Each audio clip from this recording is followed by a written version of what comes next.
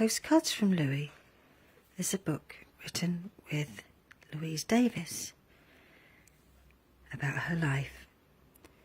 Louie lives in a dementia-friendly care home in Tumble in Llanstephan, and she and I worked together to collate her memories.